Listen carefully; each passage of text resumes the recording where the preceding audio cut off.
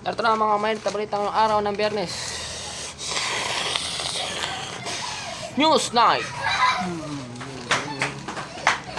Abot sa 8 million na mga deboto ang makakadalo sa Nazareno 2026. Ilang kapulisan sa ilang sa ilang lugar ng Manila, puspuso na ang paghanda. News Night. At e-trike ban sa lahat ng government. Ibinaban na ng LTO. At Beauty Gonzales, artistang si Beauty Gonzales, handa na para sa kanyang bagong proyekto sa GMA Network na House of Lies.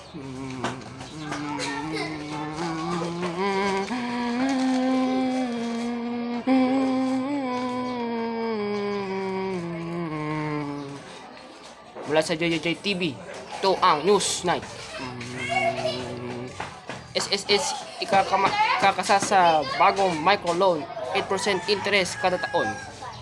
LTO ikakamada e-trike ban sa lahat ng mga local government streets.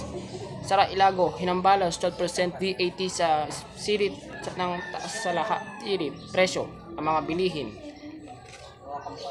Road crash, pinakamarami sa rider DOH. Ted Herbosa, kinamarsigan, umusok sa 98 million pesos kontrata. PBBM, wag kang kukurap. Panawag sa korupsyon. Panawagan ni Senate President Ping Lacson. At cellphone ni Yusek Secretary X DPWH Catalina Cabral, ilalatad na ang laman ng Malacanang at Ombudsman.